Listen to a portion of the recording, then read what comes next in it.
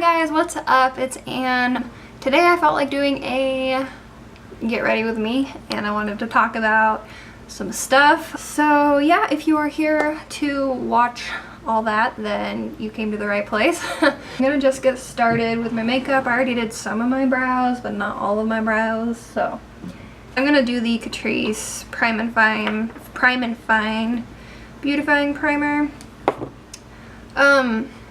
So it's been on my mind a lot lately, and the main, oh god, I just got it in my hair.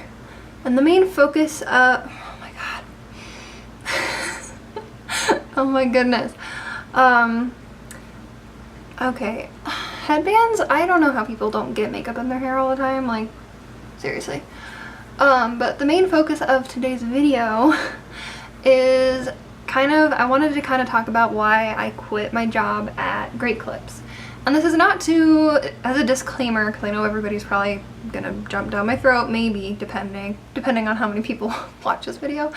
The main reason I want to talk about it is because, I don't know, I've just told like some of my family and friends about it, and like just little snippets of what's happened, and like I think only really my husband and my sister-in-law know the whole story. And I just feel like it's an interesting thing to talk about, so I figure, you know, why not just do some makeup, get ready, and all that good stuff. So, use the Wet n Wild foundation today. Hopefully it doesn't make me look dry as a stale pancake, but we'll see. So anyway, I guess we'll just start at the beginning. So I did go through, I've worked at 2 Great Clips so far, and my first one actually was a pretty good experience. And there were definitely some upsides of the second one I worked at as well. But there were definitely some cons for sure. So the first thing I guess we'll start at is when I got out of hair school. So I was in hair school for 2 years. I was still living with my parents, and I just graduated hair school. And, you know, it was that time to start looking for a job, obviously. And I was like, well, I'm in hair. Obviously, I want to go work at a salon. And I had interned at a salon, but it wasn't a salon for, like, newbies, you know? Like, they would maybe let you be, like, a stylist assistant, which is kind of what I was, but I wasn't paid for it. But they wouldn't probably hire somebody without a couple years of experience. So I was like actually dressed up, ready to go out, looking cute, looking spiffy, had all my resumes. And then I remembered that I got an email a while ago, before I even graduated, from Great Clips saying, hey, if you want to work for us, call our hiring manager at this number and she'll set you up with an interview. And I suddenly just remembered that before I was even out the door. And I was like, okay, you know what, I'll give it a shot, I'll call. And she set me up with an interview the next day. And I went to my interview. The lady really liked me. I liked her. However, she interviewed me for a store that was not that store that I went to the interview at, if that makes sense, which wasn't really a big deal because the store that I was getting hired at was a lot closer to my house. So anyway, I went and I got the interview and I got the job, and I started working for my first Great Clips. So I really liked my first Great Clips in some ways, and I kind of hated it in other ways. I liked it because the people I worked with were fantastic, they were funny. There were some people that I didn't get along with at like the start. Like there was this girl that actually hated me, but she quit like a couple weeks after I started there, so that was never a huge issue. But then my manager turned out to be the actual worst. And I know that everybody, you know, can go on and on about bad managers, but she was just bad. You know, she was fake, and she would make up stories, and then, you know, the things that she didn't make up, she just had a really bad, like, it made me feel bad for her, honestly. She had a really bad and depressing kind of like outside of work life, which would always cause her to be emotional at work, kind of bring everybody down, or she would kind of like use her bad time at home as like an excuse to kind of treat other people in the salon poorly, or even customers. Because there were some nights that we closed together. Oh my god. Because there were some nights that we closed together and she just was crying and venting, and like it was really sad, but at the same time, like, you don't want to be around that kind of person all day, you know what I mean? Because it just drains you. Like, when people just talk about their problems all day, it's really draining and hard to hear, at least for somebody like me, because I relate to people very well. I'm very, like, empathetic, in my opinion. So, you know, hearing that kind of stuff, like, all day, especially when you're already hearing, you know, a lot of stuff from your own customers, it's just draining. And so that was one of the reasons that I didn't really like her. It was just hard to be around her and be in a good mood and be happy. And it was hard for everybody else too. Like, I know that I wasn't the only one struggling with being in a good mood at work. But then also there was other things, like she wouldn't give me a day off that I would request, like, forever in advance. Even when a coworker of mine offered to cover my shift, she wouldn't give it to me. And just, like, other little things, and it just made it so hard to want to, like, stay there and work there. So I don't know, it was getting exhausting. And then finally one of my coworkers, two of my coworkers said that she was leaving and going to a different salon, and that we were getting a new manager that had worked with these two girls before, which I was so excited about because they had talked her up and they told her that she was amazing and awesome and super nice. So I stuck it out for the next couple months with that bad manager, because I knew that something better was around the corner, and it was so worth it to just stick around. Not saying you should for other jobs, but I knew that somebody better was coming, so that's what made me motivated to stay. And they were so right. She was probably the best manager I've ever had, and everybody just got along so well. Everybody was in so much of a better mood at work, and like it was so refreshing just to have somebody new and nice and kind and understanding of your schedule. Because yeah, it was hard. Like, my old manager, it was just difficult. Like, one time she went on vacation and she made me work 3 10-hour days. It was just ridiculous, and it was so much work, and I just got so exhausted. And I think that's another reason I didn't like it there when she was there, because she just scheduled you so many hours, and she didn't really appreciate other people's, like, home schedule and home life, except herself. You know, she would always schedule herself a lot of days off and everything like that, and I'm sure everybody's kind of probably been through a manager sort of like that, but it's just difficult. So anyway, my new boss was awesome. I really, really liked her, and as far as I know, one of my old coworkers ended up actually moving up to manager at that salon, which is awesome. So I'm really happy for them, because I know that they're in good hands and everything. And then after a while there, I left to move to a different city with my husband once we got married.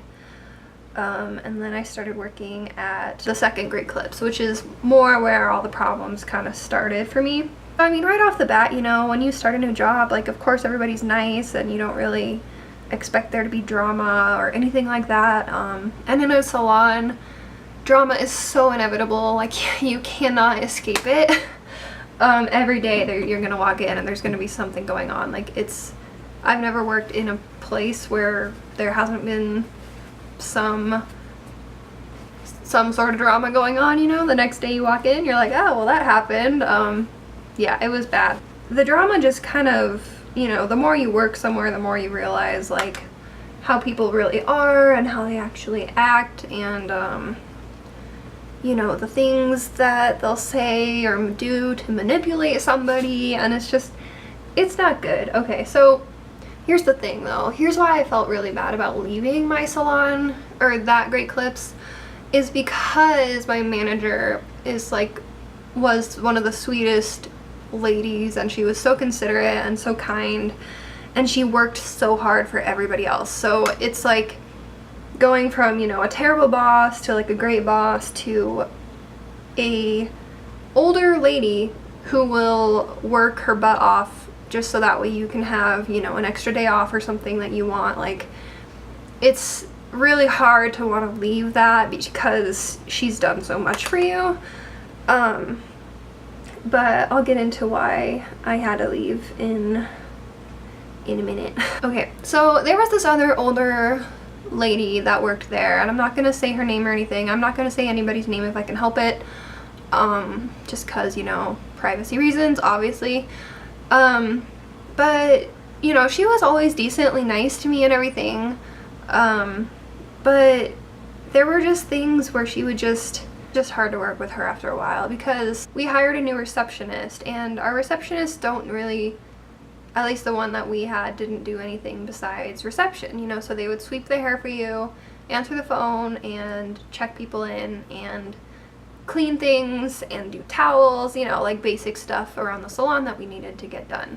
But this lady would always complain about our receptionist girl and just say, you know, that she didn't really do anything and everything like that. And I am still friends with this receptionist. I don't know if she works there anymore, but like, she was so sweet, and she's like a younger girl, like a teenager, and to me it was just like, it was just hard to like see somebody beat somebody down like that, or hear them beat somebody down that I know is like a nice person and a good person. You know, it's hard to listen to that all the time, because she would go to our boss and complain to her about this girl, and it's like, even though the girl was doing her job, you know what I mean? Like, this girl would get all of her stuff done almost immediately when she got there, and then the rest of the day she would just sweep and check people in, which is not a lot to do on like a slower day. And I think that was the issue, is that this girl just didn't look like she was being busy. If there's nothing for her to do, then there's nothing for her to do, you know? And so I just thought that it was ridiculous that, you know, they would complain, and there was another lady there that would complain, and I just don't get why she wasn't liked, because her and I always got along really well, and like, she was really sweet. So I don't know, it just really bugged me about that. Like, that really bugged me.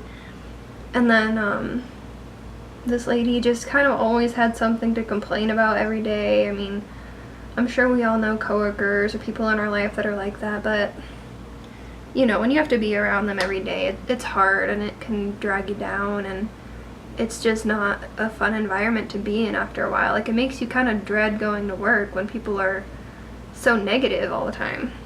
One of the big reasons that made me feel really uncomfortable with staying there was that money was going missing. It's hard to explain without knowing the whole story, but basically money was going missing.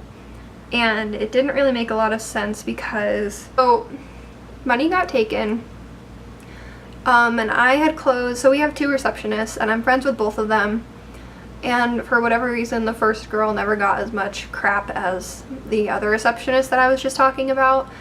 But anyway, I closed the previous night with this second receptionist. I could call her Lucy. So Lucy and I closed one night, and I saw her, you know, put the money where it goes, and you know, lock the doors. We double checked the doors, locks, and everything like that.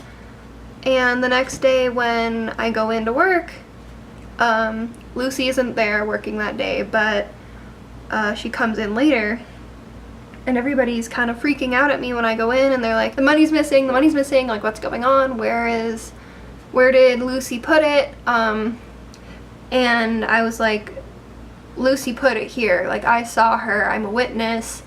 And, you know, everybody's kind of saying, you know, well, it's not there, obviously. So we call our store manager. And our store manager is like, well, if Lucy said it's there, then it's there. Kind of very, like, stubborn acting. And we're like, well, it's not there, obviously.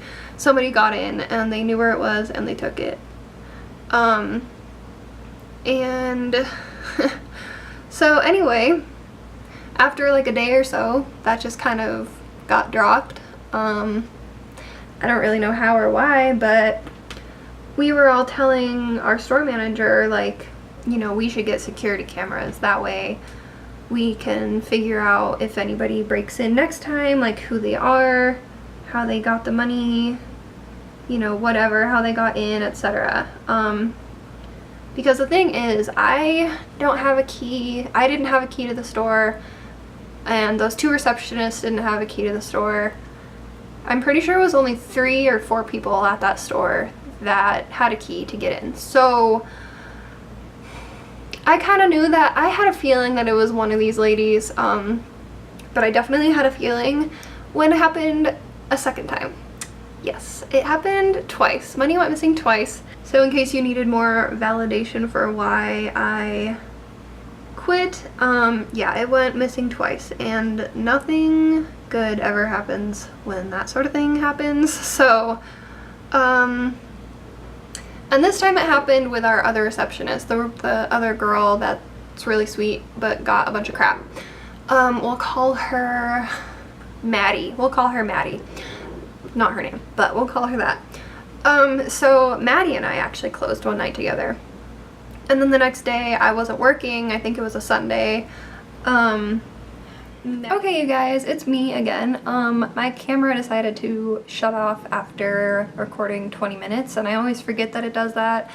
I don't know why it does that. Somebody help me. But basically I didn't realize that literally my camera shut off mid-story until I was editing all the footage, so you missed the other half of the story. So anyway, I think I was talking about Maddie. She was, yeah, so it was a Sunday when I wasn't working. By the way, it's really rainy and thundery outside, so if you hear that in the background or see flashes of lightning, that's what's going on. But yeah, Maddie texted me. Oh my god, it's really bad out. I'm gonna try to get through this. I don't know. I get spoopy. Just kidding. Okay, so yeah, Maddie texted me that Sunday morning, and she was like, the money's missing. I knew it. I freaking knew it. And I was like, whoa, like I wasn't working that day. I kind of had a feeling I knew what was going on, because there's this lady that works there that I had always been kind of suspicious of. Like, she always kind of seemed to try and go behind my boss's back and talk to our general manager, get people in trouble, you know, try to get a manager position without even asking our boss first. And I don't know if that's really necessary, but either way, she just did some kind of fishy things sometimes. The previous night when Maddie and I closed together, she said something weird. She was like, yeah, leave the money out because our GM, our general manager, is gonna swing by later tonight and pick up the deposit. And I was like, what? Like, that's never happened before. And I had been working there for a little bit now, so I knew how to close and I knew how to do all that stuff. And that had never happened, and I was like, that's really weird. But I told Maddie, I was like, we're not doing that. We're putting the money away where it should go. We put the money where it normally would go anyway, because I just didn't trust it, you know? I didn't want to believe somebody's information that may or may not be true, because if the GM was coming by our store, my boss would have told me, not her. And then, you know, this lady is one of the few people at our store that does have a key and could potentially get in the store to steal money if she wanted to. And I'm honestly never sure if I should have talked to the authorities about this or the cops, but at the same time I also didn't have any proof because we didn't have video cameras in our store, which is beyond bizarre to me. I'm like, why wouldn't you put cameras in the store, like, especially after the first time, you know what I mean? It just weirded me out. I'm like, I don't understand you people, but whatever. So yeah, and then, you know, Maddie was still freaking out to me over text saying, like, they're saying that they think that you and I did it because we're the ones that closed. I'm like, of course they would be saying that. Like, everybody at that store kind of likes to blow things out of proportion. Not everybody, that's rude. I mean, just like, I just feel like in a salon environment, it can get very dramatic and people can kind of jump to conclusions when they don't have any proof of anything.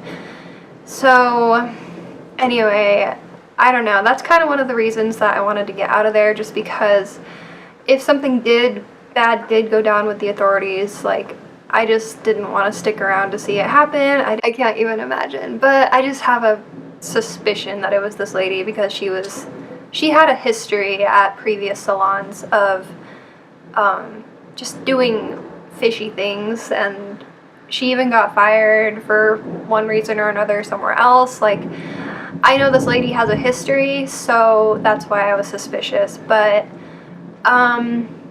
yeah, and then the end reason that I had to quit was because the general manager couldn't work with my hours that I wanted. I told him that I really wanted these certain specific hours, which I know is hard to get in a salon industry, so, but I really couldn't stay if I didn't get those specific hours. Because of having to drive my sister-in-law to and from work, and also I just wanted to be on more of a aligning schedule with my husband. So my boss was fine with it, but my general manager just said that that wouldn't work, so that's in the end why I had to quit. It wasn't really anything personal, so, but in the end that is what happened, and that is the end of my story, and it is healing really hard, and I'm gonna go. And I hope that you enjoy the rest of the story.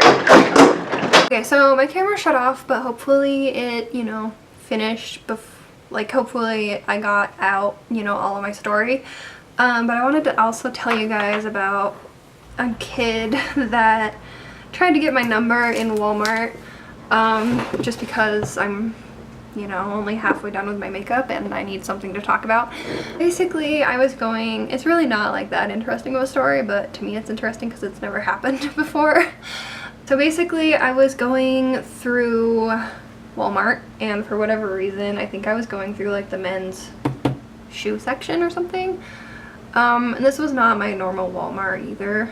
Not that that really matters, but by the way, I'm using the Jaclyn Hill palette, and I'm gonna do kind of like a warm eye look. What's new? Where was I? This kid just kind of comes up to me. He's like pretty young. I think he's like 17 or so. But he was honestly so sweet about it. Like, he wasn't like a jerk or like weird or creepy or anything. Like, he was actually just like a sweet kid. He comes up to me, he said, "Excuse me," and I was like, "What?" Like, somebody's talking to me, you know, like, you know when you're in Walmart and you just kind of like zone out and you just like push in your cart. That's exactly what I was doing.